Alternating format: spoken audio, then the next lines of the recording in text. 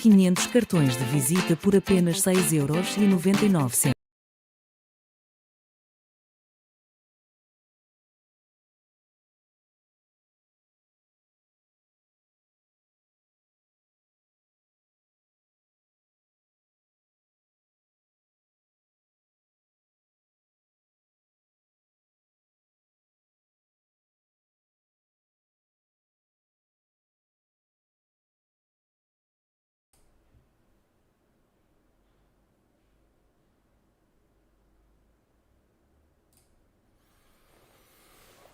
Hello guys, hello. How are you? So guys, here we are for this quick live, I think. So the idea of this live, as I explained, is that just to explain a little bit how this trip to Munich happened and how everything happened here. So let me start from the beginning. I was, as most of you guys that are owners of XPENGs know, on Discord and Facebook groups. And I met a couple of people there just discussing our cars. And then there was a person in that group that saw that I was making content, and as he was also making a different type of content, photos in this case, and he got contacted by someone on XPENG because of a tweet that he made. He then told me that it would be nice to do a podcast with him, so we got to know ourselves online, of course, and then he introduced me to someone from XPENG marketing team, overseas marketing team. And since then, I have been in contact with that person, together with also Arthur. It's the person that I was referring to. And you will see him in a couple of videos. He also published now recently a video on the P7, the new P7. It's really cool. You should go and check that. So we got a group, a WhatsApp group, the three of us together, and we chatted and talked a bit about everything. So I got to know this person on XPENG. And when there was in the beginning of August that situation about the 5.8 version, that was a little mess with the video that I published, then XPENG in Portugal reached out to me asking me to remove that video because we were talking about things that were not still possible to disclose. Then I talked with that person of XPENG marketing, and she replied that in fact it was still an embargo situation. And after that, she asked me and also Arthur if we would like to go to Munich for this fair. And in the beginning, I thought that it was too much for me. So I am just a guy with a car and making videos about the car and my life with the car. And going to Munich could, I don't know, create some doubt that I could be linked with XPENG in some way. And I still want, and it's the truth. So I wanted to that the viewers of the channel understood that this is an independent channel, so I don't have any link or affiliation with XPENG. So I'm really an owner that got a car from them. And so I was a little bit undecided if I should accept that invitation. But then I thought a little bit on that, and I realized that it could be an opportunity to go meet some people and even do these questions that then you guys sent me when I announced that I was going there.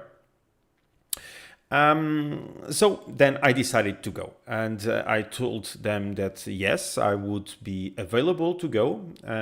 So I make my arrangements to be able and free to go there. And they were, since day one, amazing. So of course they paid the trip, of course. They paid the accommodation and they put me in a very nice hotel, very close to the place where I was, where the meeting and the fair would be. And so I was very well received. The trip was very cool. I just published now the vlog video. So it's just a couple of segments that I made while I was doing the trip so that you guys could see how it happened. So it will be published publicly tomorrow morning. And guys, just a remark, if you have any questions about the trip, about who I got to know and stuff like that, just leave on the comments and I will reply to everything without any problem at the end of the story that I am telling now. It was very cool. So they asked me if I wanted to make some interviews. Even before going, they asked me if I wanted to make some interviews, that the top management of XPENG would be there. So from China headquarters, they would be there. And I said, yes, why not? Took the opportunity to do that. That's why I created that video, telling you guys that I was going there and asking for questions that you would like me to ask. And as you know, you made a lot of questions. Most of them were related to self-driving. That's why I already released the video with that interview, because I think we managed to answer to all the questions about that. Of course, we don't have the full details of it, but at least we have most of the things that were our doubts about the possibilities of the current configuration and what would be in the future for us. And so the idea was taking those questions. I sent the questions before to the marketing team, not because I wanted them to approve, because they didn't ask me to do that, but because I wanted them to help me define who would be the best persons to make those questions to. So I didn't want to arrive there and just go meet a person. For instance, I had an interview with the guys that designed the cars, so the design team, and arrive there and start asking questions about autonomous driving. So it doesn't make any sense. So in fact, it was not, the idea of sending the questions was just to try to define who I was going to talk to, and then divided the questions to those persons. So it was really cool. So I started getting a lot of emails from different persons inside of XPENG, giving me information that I had an interview scheduled for the exact time at the exact location. So very organized. I was really impressed with that. They had a huge PR team and marketing team around every place, trying to make sure that we were doing the interviews in places without big disturbance. Of course, we are in a fair, so there is no chance to be completely isolated. But they were, in fact, trying to make us feel well in places where we could make the interviews without any problems. So it was really nice, because we saw, for instance, in some media had script info. So I don't know who created that, if it was coming from media or if it was coming from XPENG. So it seemed a bit more controlled environment. But with us, it was completely free. So we didn't have any limitations, any constraints. No one told us, don't do this question or don't do this. So of course, sometimes when we were talking, even offline, they were telling us, be careful, of course, with information. Don't say things that we are not saying. But that is normal. So they need to control a little bit sometimes the enthusiasm of owners and people that are not used to be media. So I never, and I don't even know what media is, because I am just a computer science guy, telecommunications engineer that now is a photographer. So I don't even know how these things work. So I was very nervous because interviewing someone brings a degree of responsibility that I am not used to have in this type of stuff. And I had the responsibility to bring these questions or the answers to you guys because this was the objective of the trip. So I would be very sad if I was returning from the trip without any answers to you guys. So I had this weight on my shoulders, but I think it was really okay. So I need to say that I was impressed by the openness of XPENG. And let me tell you a brief story about one thing. So Arthur, that is the other YouTuber also, and my colleague in this matter, that was, we were always together. And he has a VR company. And he asked the XPENG people if he was able to put there a stand, a booth, inside the booth of XPENG to put there his equipment and show in VR the XPENG car, so make some presentation of his own. And guys, you can imagine that booth probably costs around 500,000 or 1 million euros, something like that, because it was huge, two-story building, a lot of people. So I'm talking about the full organization, the trips, everything. Oh, Arthur is on the live, so say hi to Arthur. He's the guy that I am talking about now. They had this big thing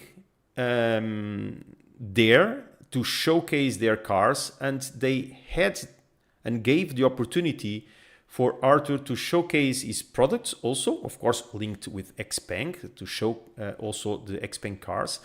He gave owners the opportunity to talk with top executives. So guys, I already worked in a top company, in a multinational telecommunications company, and even reach to the top management of my own company was sometimes, no, most of the times very complicated, very difficult. Imagine to reach out just because you do a couple of videos to talk with the vice chairman and the president of XPENG. So it's unique, I believe, at least for me, for my experience. So to give you a quick example, in the last day, myself and Arthur, we sit down together with the vice chairman and president of XPENG just moments before he was meeting the prime minister of Germany. So guys, we warm up the chairman, the vice chairman and president of XPENG to talk then with the prime minister of Germany. So it's not small. They could send us a couple of engineers just to talk with us and okay, give these to them, pretend that you are an engineer and talk a little bit about or say something. But in fact, they were open and very friendly, guys. You are talking with the president of XPENG, okay? And he is close to us. So he immediately, when I told him that I was from Portugal, he said, "Oh, that's great. I love Portugal. I was there already 2 times. Last year I was in Lisbon. I went through Alentejo to Algarve by car. It was amazing. I love that country." So very friendly, very open, no problem at all. So very, very impressed with that. So we felt embraced, we felt acknowledged, looked at, and as an owner, the only thing that I can say is thank you very much for that, because they could just pay the trip and now you are here, just shut up, see, listen, and then go back and try to do a couple of videos to make us feel good. But I am doing them, not because they asked, but because I feel that they deserve that. Not only because I like my car, and you know that already, but because they made me feel special. Not me, but I believe that they try to make everyone that is looking at my channel, that sees my videos and interacts with me and is interested in knowing more about XPENG, they showed a real interest on all of us. And for me, that was very important. And for that, I am very appreciative. So basically, it was this. So I have here a couple of notes here so that I don't forget anything. So I already talked about there was no script interviews. So of course that I cannot say for sure what will happen, what will be the future of XPENG and our cars and the software and all these doubts that we have and still have, of course.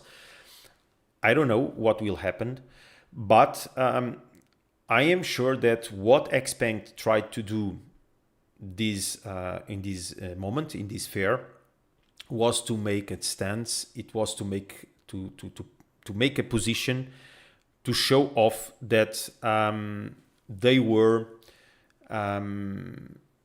want to be here. So they want to show to Europe that they are here to stay, that they want to bring their best technology here. They explain a couple of times, I heard it so many times in interviews and also with us, that European legislation and regulation is somehow making it to be slow, so we could be much faster. And I believe that this is something that most of the manufacturers agree with XPENG. So I understand that legislation needs to exist, some control needs to exist, but sometimes I feel that European Union is somehow more heavy on this. And the message there was, in China we can do a lot of stuff that we could be doing also in Europe, but we are not doing because there is no possible way to do it at this moment. So, of course, we can talk about the management decisions of not putting the Orin X chips or Turing chips in the current cars. We can talk a lot about that, but that is management decisions. Of course, I am owner of a G6, and of course that I wanted, and I would love that XPENG tell us tomorrow, guys, just go to the service point, near service point, and we will put inside of your car the full-blown pack of hardware and stuff like that. I would love that, of course. No one can say that. I prefer to stay with one Orin X chip only instead of two. So that doesn't exist. So, of course, everyone wants more. But I understand the management decision, guys. So the cars in China are very cheap. We know that. We know the price is there because we live in an open world with open communication. So we know that the prices of the cars there. But then when the cars arrive to Europe and Australia and many other countries, the prices are much higher. And this is not only because of logistics and transportation and creating the infrastructures to deliver the cars, to give service to the cars, etc. overseas, because that is, of course, expensive and heavy in terms of management and costs. But there is also import taxes. We pay a lot of import taxes in Europe. I don't know how it is in Australia, Indonesia, and some other countries, or even UK. But at least in Europe, we pay a lot of money on import taxes. I know that even in Portugal, on top of the import taxes, we pay then the consumption taxes. So when you put all these pieces on top, you are talking about almost 40% to 50% of extra cost on top of the cars. So, of course, when a company that sells a car for 25,000 euros, converted, of course, in China, and then thinks that they will introduce that in Europe, but then they start making the math and they realize that the car here will cost 50 because of all the taxes and all the other costs. Of course, they will think that they will not be competitive because then the existing cars and manufacturers that are in Europe will have cheaper options or at least at the same level. And if they enter in a new market that no one knows them, and they are more or less at the same price level than a normal European brand that we all know and we are used to, they are not going to sell cars. That I think this is clear for everyone. So I don't think that this is crazy. So if this is the reality, then they need to be competitive in price. So they need to bring technology, they need to bring comfort, they need to bring quality products, but they need to be price competitive. And to do that, they need to strip down all the things. And now for Arthur, so they need to take out the perfumes. So Arthur is crazy about the perfumes in the cars. And we don't have that on Europe. So the scents that they have in their cars there. They took out some components. And in this case, the chips, I believe that it's a very heavy on cost chip to have in the car.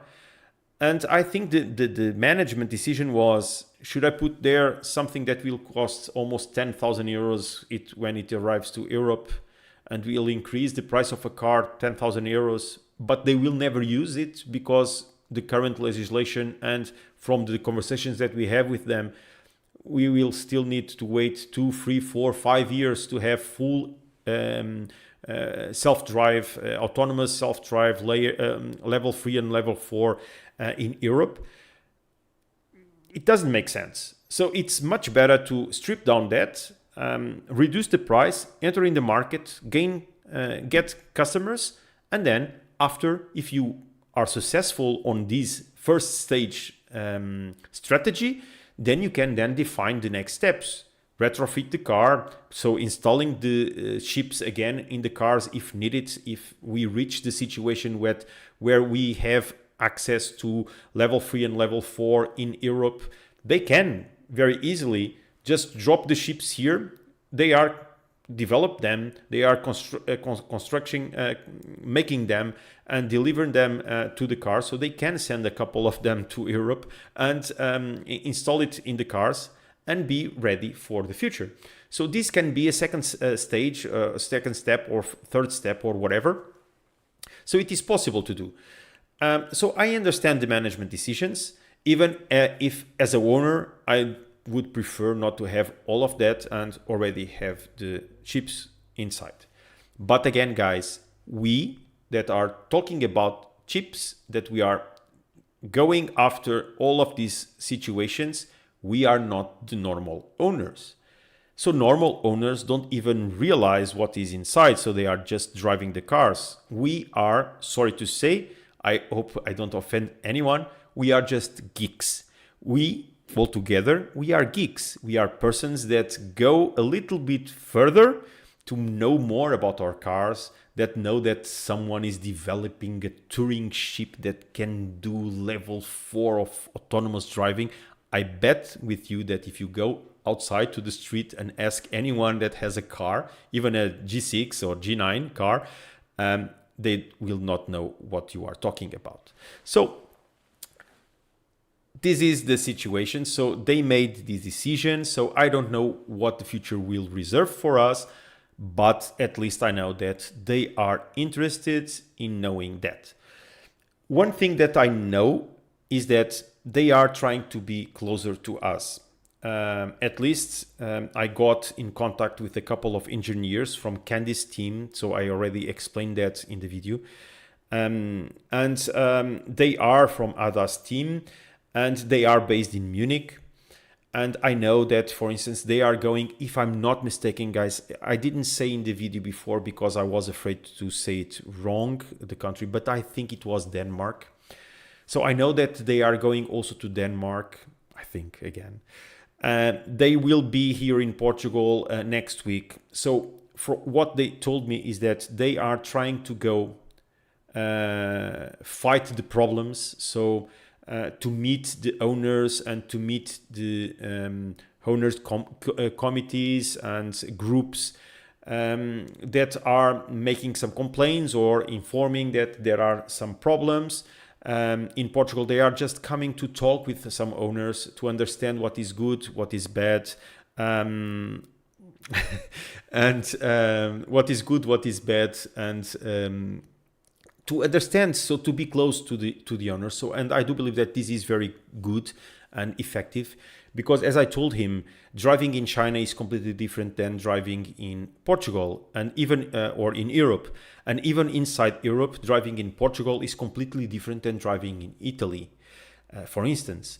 So for them to understand our concerns, our problems, our sensitivities with this type of systems, they need to be in touch with us. I gave them a couple of examples. So for instance, there was a video that I made about the 90 kilometers self-driving. And I talked a little bit over there about the distance to the car in front of us. I always use on one, setting one, that is the closest to the car in front of us. And I remember that there was a viewer commenting one of my videos saying that he feels that those settings are not enough. He needs a 6 and 7 because those settings are from 1 to 5. And he said that he needs a 6 and a 7 because he feels that even 5, it is very close. And it was very funny because I believe that it was in the same video. There was someone saying we need to fix and talk with someone in XPENG because 1 is already too far away. So you can imagine that in the same topic, there was one user saying that 1 was very far away and another user saying that 5, it was already still very close. So it is very difficult to solve a software problem when the perceptions of the persons that are going to use that software are so different. And they need to get this because I believe that developing software, and in this case is for cars, they cannot solve the issues for everybody. We will have always someone that will be unhappy with the way that it was implemented. For me, for instance, the auto lane change, it's much better now on the 5.8. But I read already so many times people saying that it's much worse. So the perceptions are different, and this is difficult then to solve because you cannot create a software per user. You need to create a software for the car. So it's not easy. I understand that. I was also an integrator. I was also a developer. So I do understand these type of situations. But then now I am a owner and I want to have the best software possible in my car. So I explained this to them. They told me that they are going to be closer to the owners, talking with the owners, trying to solve each and every complaint. But for that, and I already said that in my previous video about the self-driving on the interview, and I will tell you now, it is very important for us geeks that follow this stuff to provide the most reliable and detailed information to XPENG in order to have these things analyzed and then fixed. Because we cannot expect XPENG to solve, or any company, now this is for any topic, we cannot expect someone to solve a software problem when we just say it's not working. What is not working? It is not working because it's too aggressive, it's too cautious, it's not working because it breaks too soon, it breaks too late. What is happening? We need to give them details. We need to tell them if it is what happened once in that place, or if it is happening every single time that you go through that highway, for instance. You need to provide, you have now dash cams. I don't, because I live in Portugal. We don't have dash cams. Again, probably XPENG is trying to save money in Portugal. Now, I'm kidding. Legislation, not European, but Portuguese legislation, it seems that it's blocking dash cam in Portugal. So I don't have it, but for all of you that have now dash cam recordings, send that information. So save it in a Google Drive or OneDrive or whatever drive you have, and send it to the engineers, send it to XPENG, inform that it happened on day, hour, it happens all the time. Explain the situation. You are driving at 90 and the speed limit is 100, the car braked to 70. explain, give the most detail possible so that they can try to analyze and, as they were saying, then come to the places, drive themselves in those places, test, get the telemetric from that, and then try to solve. What they told me is that they get this feedback, they put it on their software, so they have their base software that develops, and then they do tests on that. So they have simulations, toolboxes where they can simulate the stuff, and they do that. And sometimes what they say is that they are braking too soon because after a bit they are need to brake even harder because then it is not possible to conclude the curve. So I believe that there is a lot of stuff to analyze. I do believe also important, they told me that it's not limitation on hardware, okay? So it's the way they are implementing. So this is good and bad because they are implementing not in the best way, at least in my opinion, because of the slowdowns, but it's good because if it is not a limitation of hardware, software can be solved anytime. So we can wait for that to be solved. So guys, this is the main feedback that I got from them. So very open, they want to hear from us. They do think that we are valuable. So we need to use that in our favor and try to help them to bring better software to us. Okay, so just to conclude here, and then I will go to the questions. So guys, again, drop your questions if you want to know more about what happened there. I will continue to make my videos as I did before. So of course, this month will be mostly dedicated to the Munich Mobility Fair. I do have a lot of content that I am still preparing and doing, but as you know, I am not a full-time YouTuber, so I need to conciliate all things and also family with my kids. You know, I have 5 kids and all of them have plenty of activities, starting school next week, so it's a mess currently, and so I need some time. I am taking my nights to do this, but it's okay. And I will continue the recordings as I did before, as I will continue to do from now on, showing the problems, showing the good things, making my reviews on stuff. So I have already from you guys a couple of ideas for new videos, and I will continue to do that and show my life with my car and together with my family, as I am doing until now. So that's it, guys.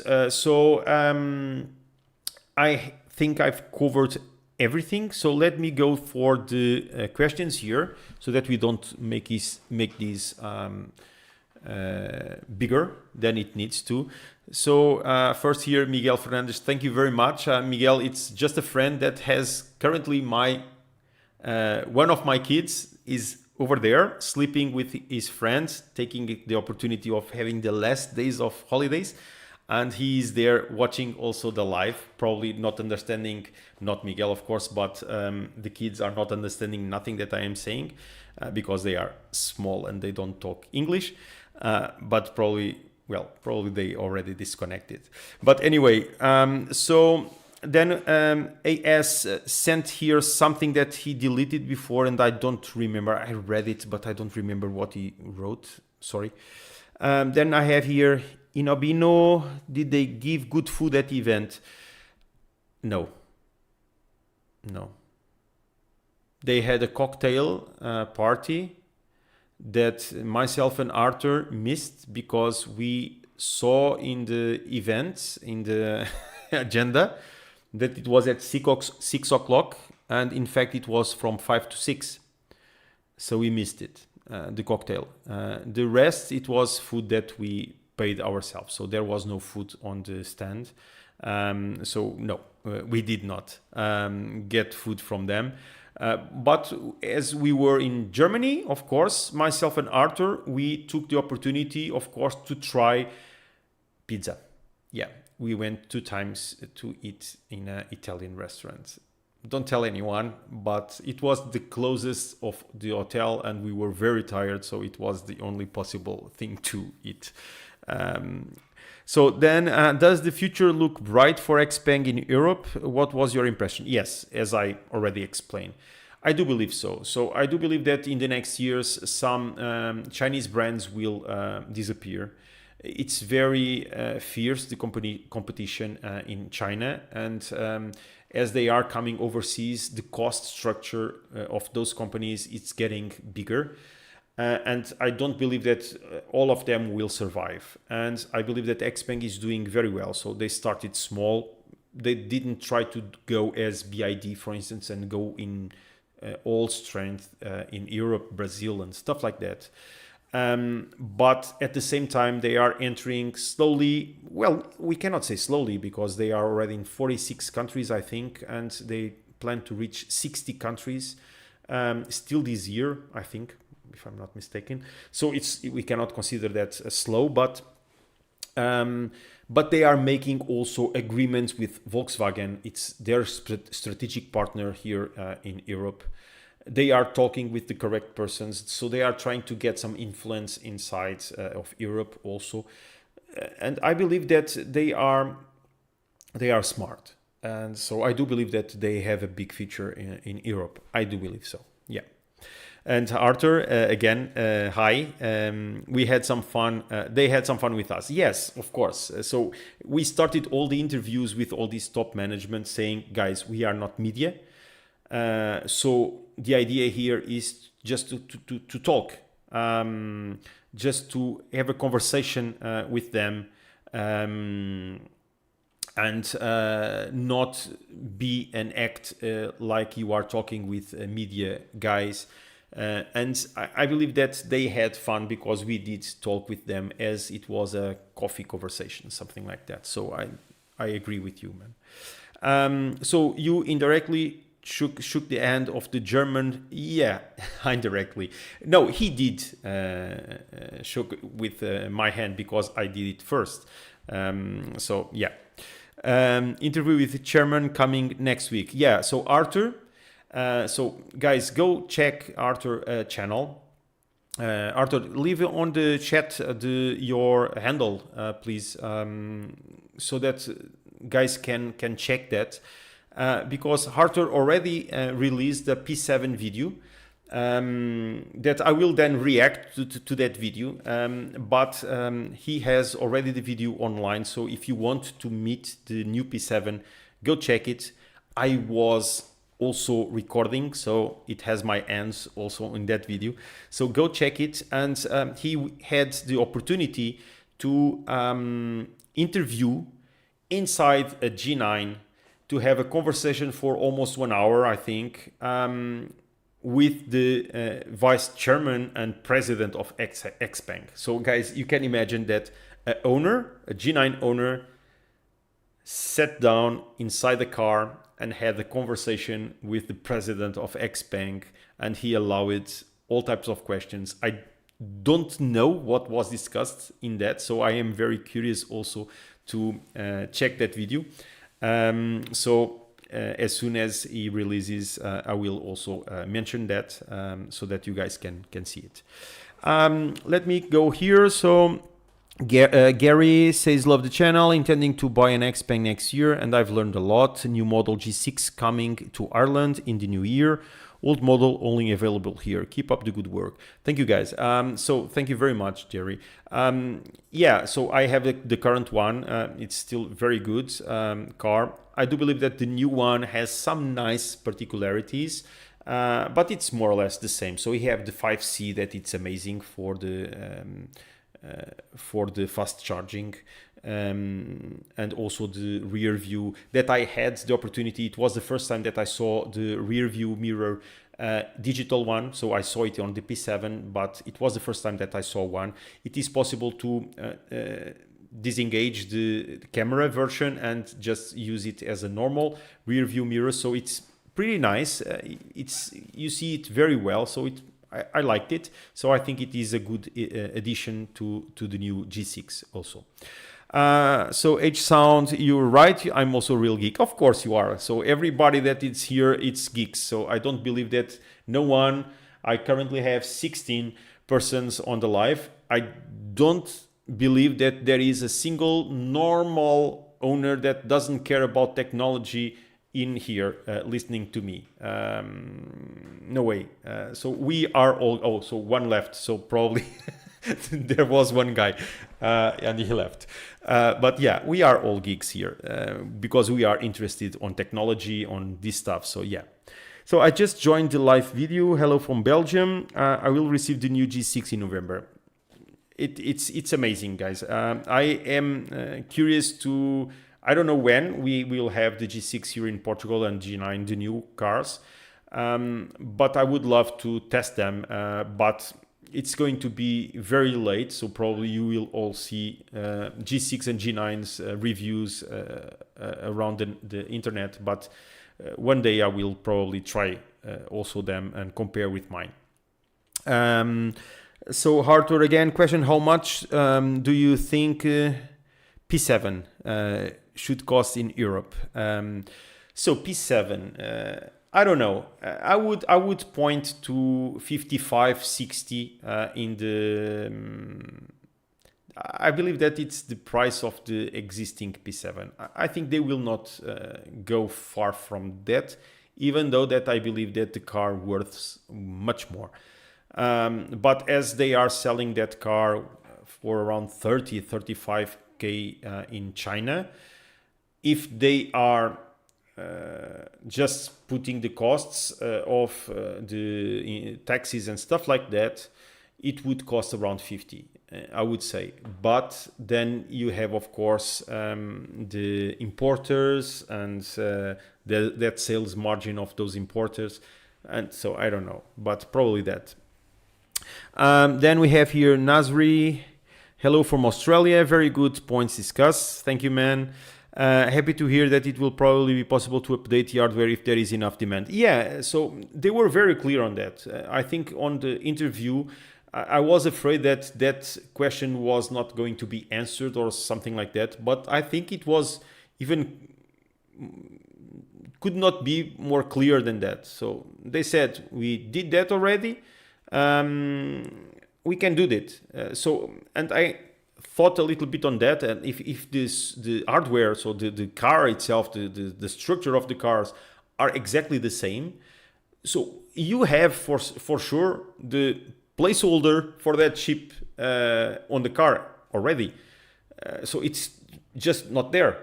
So it's like, as I said, it's just like upgrading RAM in a desktop computer. So I would say so. Okay, so hello, Hugo from Poland. Thank you for your work. Thank you very much, Jack. I don't know if this is the way to say it, but thank you very much, man. Did Candice got it wrong when she said 1 Orange X? I don't know, Nasri. I don't know.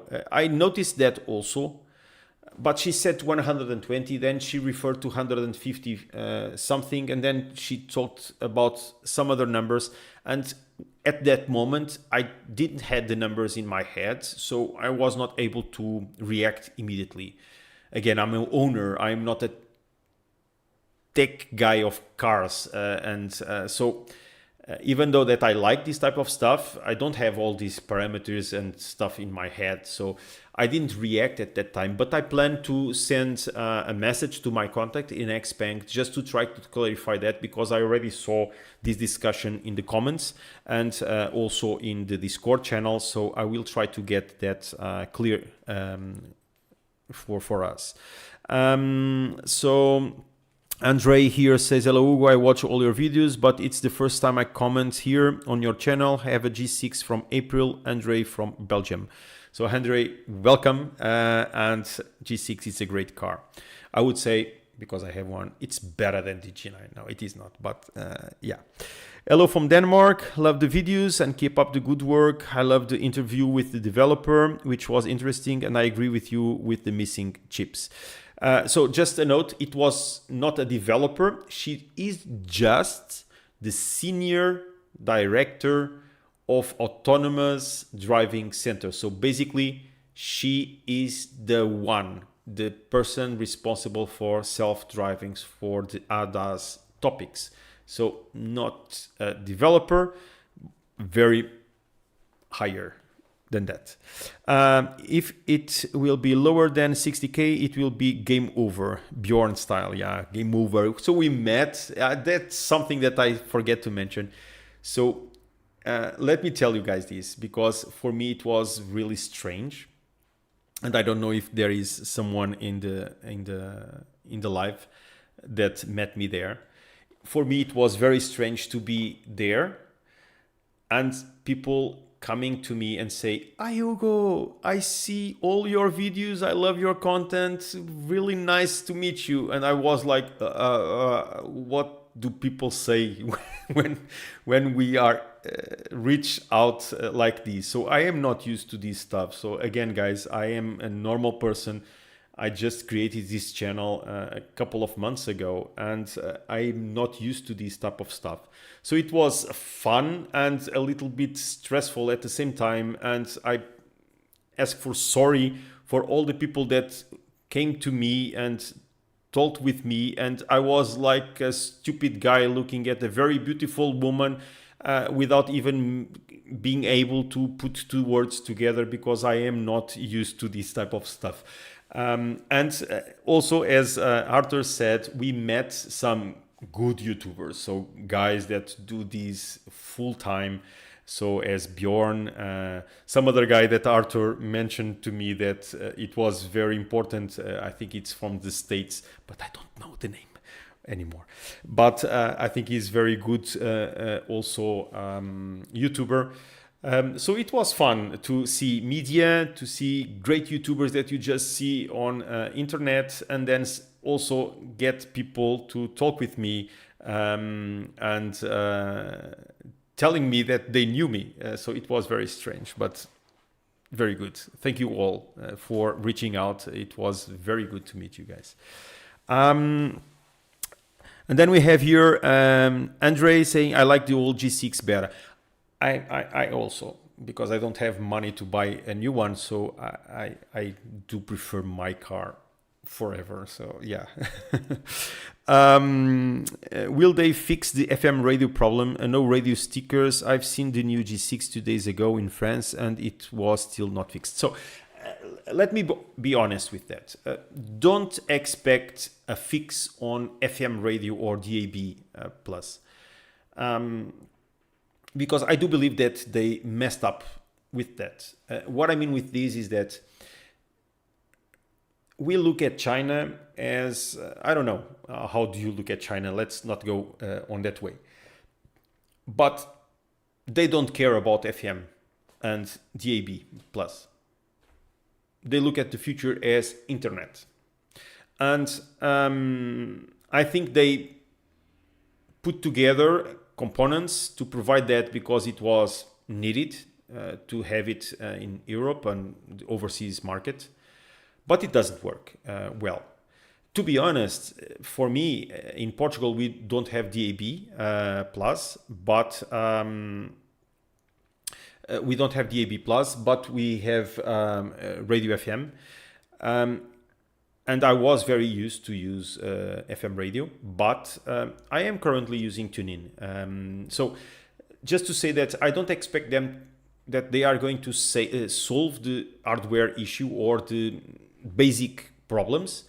They managed to solve more or less the situation with a company, so a partnership with an IP company that provides this type of services. So what they do is they have a database with a lot of information about the radios, and when you just put a radio, FM radio, in your car, it goes to the internet and fetches all the information and provides that information immediately to the car. So it seems like you are FM. You are in terms of receiving the audio, but you then have all the other information coming from IP services. The problem is that that company, for instance, in Portugal, they don't have any radio still in the database. So I don't have that still. So for me, it is not solved, but there are many people already in some countries saying that even the reception is better. I don't know how they managed to do that, because they are not working on the hardware part. It's just an IP info that it's coming.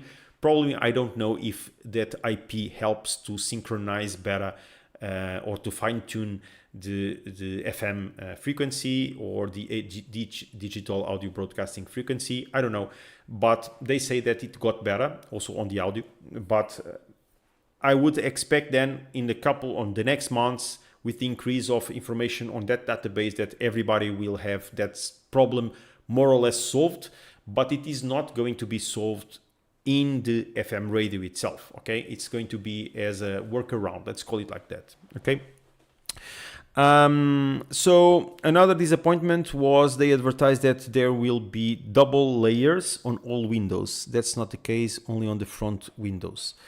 Yeah, that is something that it's out of my mind. I don't know, to be honest. I do feel that in the heat, in Portuguese heat, the sunroof, that was my biggest worry. No problem at all. I do feel a lot of heat coming from the front and from the side mirror windows, and I need to find a solution for that. Arthur already gave me a couple of them solutions, but I still didn't implement them. I need to fetch someone to do that for me here in Portugal. You are famous now. No, I'm not famous, man. I can't even accept that, because I know that, of course, there are people watching me.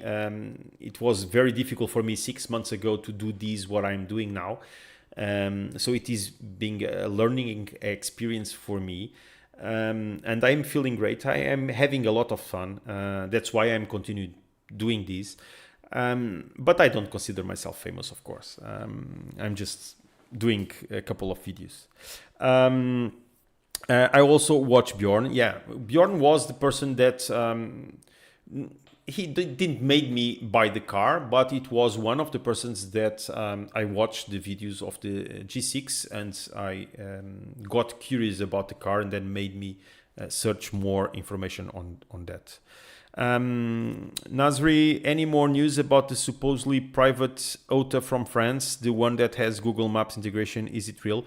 No, I don't have information. So it seems that it's really only located in France. So we were also with a French colleague, I call it colleague because it's also a owner, that was also on the Munich fair. And he confirmed that there is this rollout, so 5.8.5, something like that. And it's not Google Maps integration, okay? From what I understood, it's just for searching. So it uses probably the database of Google Maps for the points of interest. And when you search for instance, a POI, so an hospital, it gives you much more information so that you can then navigate with TomTom. So it's not fully Google Maps integration from what I understood, and I don't have access. I didn't saw anything. That's why I didn't made any video about that, because it would be a very short video. But it seems that it's only like that. So to search and use information when you are searching, so provide more information. It was one of the points that I said in my videos on the navigation part that needs to be fixed. That is this search for points of interest. And it seems that they may be solving that with Google Maps, or at least the database integration. Luciano, so in Portuguese, good night, Hugo. Why did they change the chemical battery to LFP? I don't know. I didn't ask. My car has an LFP battery. I do love it because I can charge it to 100% every single night. I don't have to do math. I don't have to worry about 80% or 20% or whatever. My only worry is that when I reach 100%, I should not leave it at 100% for a lot of time. But as I use my car every single day, I charge my car every single day, and I use it the next day with 100% every single day. So I don't know if it is better, if it is cheaper. I don't know. To be honest, that is something that I can try to get that information, but I don't know. What is the name of Arthur's channel? He had a G9. He has a G9. He already put it on here. So let me try to grab here. So I don't know if I can do something here. Give me just a second. Copy. Let me try to just paste again. here it is. Okay, so the channel of Arthur is that one that I just sent on the chat window. So guys, I see that we don't have more questions. I have here a thing, but I don't know what it is. Okay, so the questions are over, and I will close now the live. I thank you very much again for being here. It is again a real pleasure to have you guys together with me on this adventure. And I will continue to do my content then and share with you guys. So let's keep in touch. Let's talk in the commentary section of the videos.